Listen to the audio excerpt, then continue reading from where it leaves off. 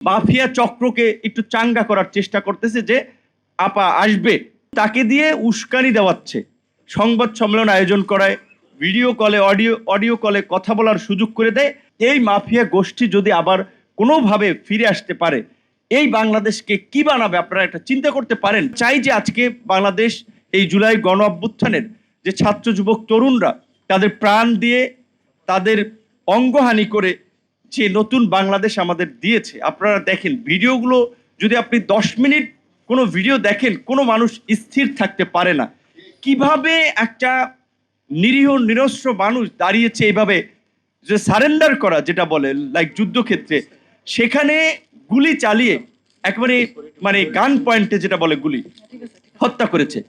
Helicopter থেকে sniper rifle দিয়ে, এমনকি সবচেয়ে কষ্টের কথা 5ই আগস্টের, আমরা বিজয়ের কথা বললেও এই 5ই আগস্টও কিন্তু অনেক মানুষ নিহত হয়েছে। তো এই বাংলাদেশের রক্তের দাগ এখনো শুকায় নাই রাজপথ থেকে। এখনো এই আহত পঙ্গুত্ব বরণকারী আমাদের এই যুবক তরুণ ছাত্ররা তাদের ক্ষত বয়ে বেড়াচ্ছে। বাবা মা এখনো কোনো অনুষ্ঠানে আসলে কেউ কান্না করে অজ্ঞান হয়ে যায়, কেউ কান্না করতে করতে বক্তব্য দিতে পারে না। আর সেই সময় আমরা দেখি যে সেই ফ্যাসিস্ট এবং সেই মাফিয়া গোষ্ঠী যারা এই বাংলাদেশকে নরকে পরিণত করে এই জাহান্নাম আমাদেরকে দেখিয়েছিল, তারা বলে যে তারা রাজনীতিতে ফিরবে, দেশে আসবে। আমি একটা রাজনৈতিক শুধু মানে নেতা হিসেবে নয়, এই দেশের নাগরিক হিসেবে বলি, আমরা যেই সরকারে আছি এই সরকার পারফর্ম ভালো না করলে সামনে অন্য সরকার আসবে, কিন্তু এই আওয়ামী মাফিয়া গোষ্ঠীর প্রশ্নে আমাদেরকে এক এবং অভিন্ন থাকতে হবে, আমাদেরকে আপোষহীন থাকতে হবে।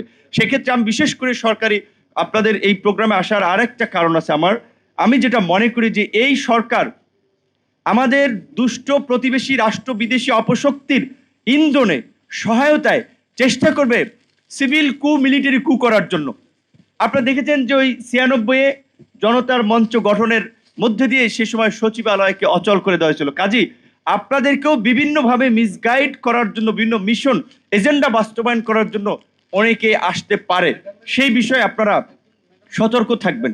আজকে আমি যেটা বলেছি যে আমরা গভর্নমেন্টের সাথে এখন আছি, এই গভর্নমেন্ট ফাংশন না করলে ইলেকশনের মধ্যে দিয়ে আরেকটা গভর্নমেন্ট আসবে, কিন্তু যেই পতিত স্বৈরাচারী শক্তি যারা এইভাবে মানুষকে হত্যা করে বাংলাদেশ থেকে 28 লক্ষ কোটি টাকা এই যে লুটপাট করে দেশের বাইরে পাচার করে পাঠিয়ে দিয়েছে, বাংলাদেশের সমস্ত ব্যাংকগুলোকে, আপনারা জানেন যে ব্যাংক এখন অনেক ব্যাংকের প্রতি মানুষ আস্থা পায় না, টাকা রাখতে চায় না।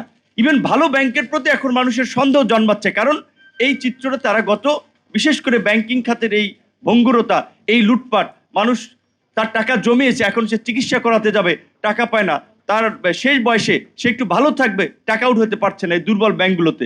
এই অবস্থায় দেশকে নিয়ে গেছে।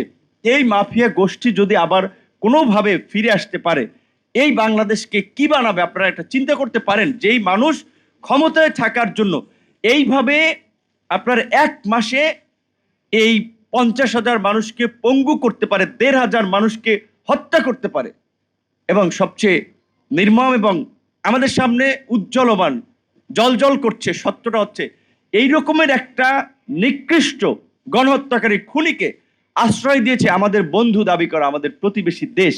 শুধু আশ্রয় দেয়নি, তারা আশ্রয় দিয়েছে ওকে, ওইখানে সে নিরিবিলে থাকুক, সে বেঁচে আছে, বেঁচে থাকুক, কিন্তু তাকে দিয়ে উস্কানি দেওয়াচ্ছে, সংবাদ সম্মেলন আয়োজন করায়, ভিডিও কলে অডিও কলে কথা বলার সুযোগ করে দেয়, এবং এইটিতে একটা নিউজ করে তার এই মাফিয়া চক্রকে একটু চাঙ্গা করার চেষ্টা করতেছে যে আপা আসবে, বাংলাদেশ আবার তারা ক্ষমতা আসবে। এইখানে যেন আমরা আপোষহীন থাকি। আমি সর্বশেষ এটা বলে এবং এই সংগঠনের আমাকে আজকে